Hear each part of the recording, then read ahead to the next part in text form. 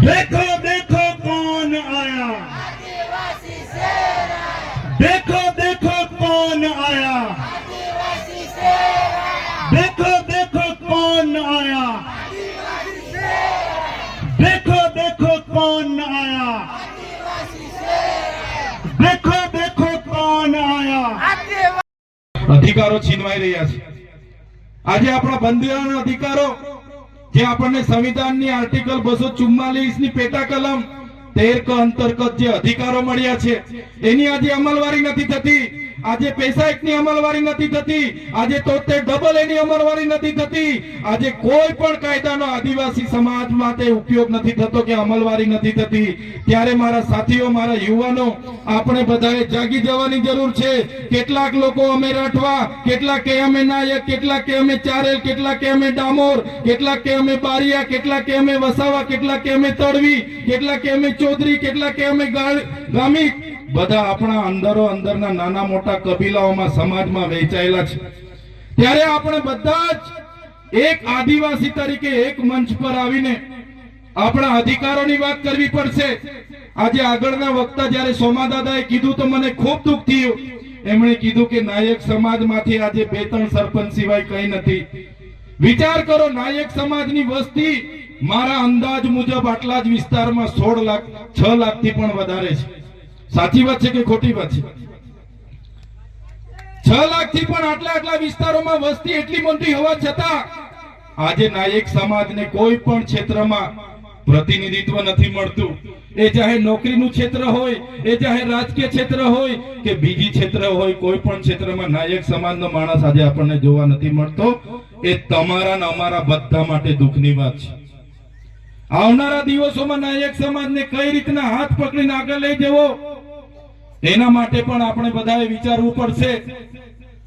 આપણા આદિવાસી સમાજના યોદ્ધાઓએ આપેલી એ શહીદીને આપણે યાદ કરવી પડશે। એમના પૂર્વજો આજે બધા જ દેખાય છે, એમના પૂર્વજોની આજે હાલત શું છે। આજે આ ગામોમાં શાળામાં શિક્ષકો નથી। થોડા દિવસ પહેલા આ વિસ્તારમાં અમે આવ્યા ત્યારે અહીંયા રસ્તાની વ્યવસ્થા નહોતી।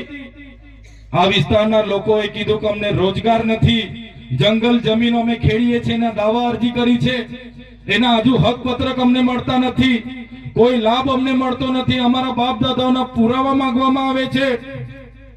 ત્યારે સાથીઓ, એક પ્રતિનિધિ તરીકે તમને હું કહેવા માંગુ છું, જ્યાં સુધી આપણો સમાજ ભલે કોઈ પણ અટક લખાવતા હોય, કોઈ પણ જાહેર લખાવતા હોય, જ્યાં સુધી આપણો સમાજ નાતી ગાતી, ધર્મ, સંપ્રદાય, અનેક પ્રકારના સંગઠનો ભૂલીને એક જગ્યા પર આવીને પોતાના અધિકારો નહીં માંગશે, ત્યાં સુધી આ લોકો આપણા ભાગલા પાડીને આ લોકો આ રીતના મતબેંક તરીકે ઉપયોગ કરીને આપણા પર રાજ કરવાના છે।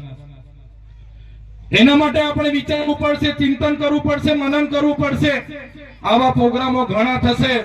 અમે આવીશું, પ્રવીણભાઈ આવશે, હીરાભાઈ બોલશે, સોમાદાદા બોલશે, બધા સાંભળીને છૂટા પડી જઈશું। એની પાછળ કંઈ થવાનું નથી। પ્રોગ્રામ દર વર્ષે થાય છે, એ જ રીતના દર વર્ષે ચાલવાના છે। પણ આ વર્ષે પ્રોગ્રામ થાય છે તો એના પરથી શું નવું કરવાનું એના માટે પણ આપણે બધાએ વિચારવું પડશે। સાથે સાથે અહીં મોટી સંખ્યામાં યુવાન મિત્રો ઉપસ્થિત છે। ત્યારે મારા યુવાનોને પણ મારે વિનંતી છે કે આઝાદીના આટલા વર્ષો પછી પણ આપણા સમાજનો કોઈ ઉદ્ધાર નથી થતો। એનું કારણ પણ છે કે આપણે શિક્ષણમાં ખૂબ પાછળ છે। આપણા યુવાનો પોતાની જ્યારે આ ચૈતર વસાવા અમારી પૂરી ટીમ તમારી સાથે રાતે 12 વાગે પણ આવીને ઊભી હશે। તમારે કોઈ ચિંતા કરવાની જરૂર નથી। અમે આગળ પણ કીધું હતું અને આજે પણ આપણા સમાજના મંચ પરથી કહીએ છીએ કે આદિવાસી સમાજ માટે અમને બોલતા ક્યારેક કદાચ અમારી પાર્ટી પણ અમને રોકશે, તે દિવસે અમે પાર્ટીના ઝંડા પણ ઉતારીને મૂકી અને સમાજ સાથે ઉભા રહીશું। આ જ વાત સાથે સમાજના આજના કાર્યક્રમમાં અમને મંચ આપ્યું, અમને બોલવાની તક આપી અને કાયદો અને વ્યવસ્થા જળવાય એના માટે પોલીસ અધિકારીઓ પણ ઉપસ્થિત છે। ત્યારે બધા જ લોકોનો હું ખૂબ ખૂબ આભાર માનીને વિનમું છું। ધન્યવાદ। જય આદિવાસી, જય જોહાર, જય નાયક।